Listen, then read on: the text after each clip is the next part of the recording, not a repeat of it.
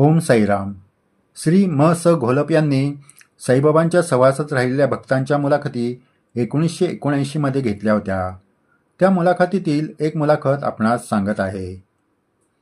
जर आपण हे चॅनल सबस्क्राईब केले नसेल तर जरूर करावे आणि व्हिडिओ शेअर करावे. श्री घोलप हे 1979 रोजी श्री विठ्ठल यशवंत देशपांडे यांना भेटण्यास मुंबईतील दादर येथील त्यांच्या घरी गेले. त्यावेळी त्यांनी त्यांची जी मुलाखत घेतली ती त्यांच्याच शब्दात आपणास सांगत आहे.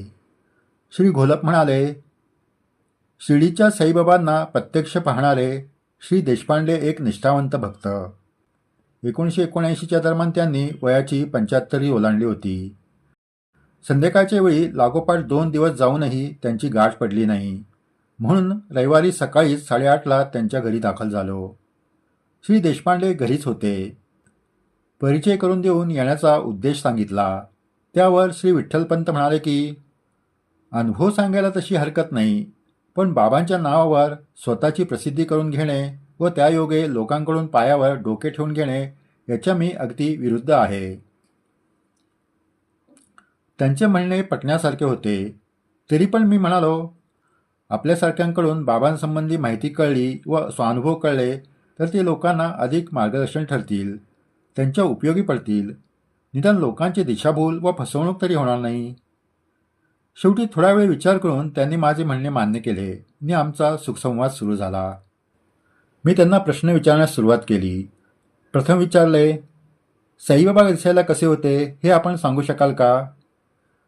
त्यावर देशपांडे म्हणाले, बाबा गोरेपान, चांगले उंच आणि आजानभाऊ होते.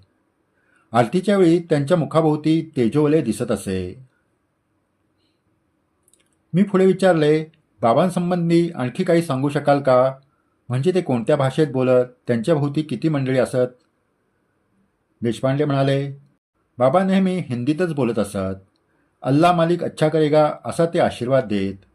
नारळाची खिरापत व उदी स्वहस्ते प्रसाद म्हणून देत. आधी थोडी उदी कपाळा लावायची व मग हातात द्यायची अशी त्यांची पद्धत होती. साधारणतः 25 ते 30 माणसांचा घोळका त्यांच्या भोवती व आरतीच्या वेळी असायचा. एवढे सांगून ते पुढे म्हणाले, एक दृश्य मी आयुष्यात विसरणार नाही. बाबांचा श्यामसुंदर नावाचा घोडा होता. आरतीच्या वेळी अगदी सजवून तो उभा करण्यात येत असे. आश्चर्य म्हणजे सबंध आरतीचा कार्यक्रम संपेपर्यंत तो घोडा निश्चल उभा राही. आरती चालूच असताना त्या घोड्याचे तोंड हलत असे. एक प्रकारे आरती म्हणावे असे. आरती संपून चोपदारांनी ललकारी दिली की त्यानंतर तो घोडा पुढचे दोनही पाय मुडपून पायरीला नमस्कार करीत असे. आपणास बाबांकडे गेल्यावर कोणता अनुभव आला ते आपण सांगू शकाल का? त्यावर देशपांडे म्हणाले, माझ्या आजोबांचे म्हणजे आईच्या वडिलांचे डोळे बिघडले होते. सर्व उपचार करून झाले, पण सुधारण्याऐवजी डोळे अधिकच बिघडले व त्यांना जवळजवळ अंधत्व आले. त्यावेळी वांद्रा येथे गोविंदराव मानकर नावाचे एक सत्पुरुष राहत होते. ते ब्रह्मचारी असून शिर्डीच्या साईबाबांचे भक्त होते. त्यांनी आम्हाला आजोबांना शिर्डीस घेऊन जाण्याविषयी सुचविले. पण आजोबांबरोबर जायचे कोणी असा प्रश्न पडला. कारण माझ्या दोन्ही मोठ्या मामांच्या परीक्षा होत्या. आमच्याकडे फक्त मीच मोकळा होतो. शेवटी आजोबांबरोबर मीच जावे असे सर्वानुमते ठरले. मला अनेक सूचना देण्यात आल्या. व्रात्यपणा करू नको म्हणून बजावण्यात आले आणि आमची रवानगी करण्यात आली.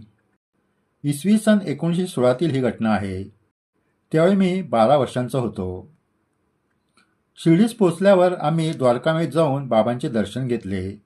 त्यावेळी बाबांनी माझ्याजवळ 6 रुपये दक्षिणा मागितली. पण आमच्याजवळ सुटे 6 रुपये नव्हते. बाबा 10 रुपयेही स्वीकारिनात व 5 रुपयेही घेईनात. 6 रुपयेच हवेत म्हणून बाबा हटून बसले. म्हणून मी आजोबांना खालच्या मंडपात एका बाजूला बसविले. आजोबांना सांगून मी 10 रुपयाची मूळ आणण्यासाठी बाहेर पडलो. सगळी दुकानं पालथी घातली, पण एवढ्याशा गावात 10 रुपयाची मोड काही मिळेना. हिंडून हिंडून मी पार दमून गेलो आणि पोर स्वभावानुसार मला रडू कोसळले. मुसमुसीत आणि डोळे पुसीत असताना तेथे एक गृहस्थ आले. पगडी व बाराबंदी असा त्यांचा वेश होता. कपाळावर गंध व पायात पुणेरी जोडा होता. माझ्याजवळ येऊन मोठ्या प्रेमाने त्यांनी मला रडण्याचे कारण विचारले. मी ते सांगितले. लगेच त्यांनी स्वतःच्या खिशातून मला 6 रुपयाची मोड काढून दिली. सुटे पैसे मिळताच मी पळत पळत द्वारकामेत गेलो व साईबाबांच्या हातावर 6 रुपये दक्षिणा ठेवून त्यांना नमस्कार केला. तेव्हा बाबा म्हणाले, डरो मत बेटा, अल्लाह मालिक अच्छा करेगा. अब जाओ, तेरा काम हो गया. मला बाबांच्या बोलण्याचा उलगडाच होईना. माझे काय काम होते ते मी अद्याप त्यांना सांगितलेही नव्हते व त्यांनी मला विचारलेही नव्हते.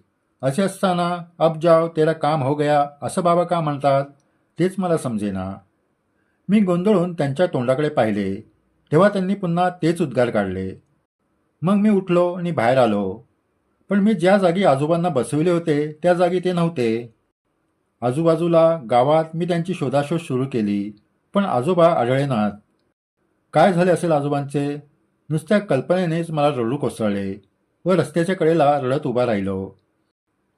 इतक्यात अगोदर मला मोड देणारे ग्रस्त माझ्याजवळ आले व आता का रडतोस म्हणून विचारू लागले. मी त्यांना माझ्या अंध आजोबांसंबंधी सांगितले.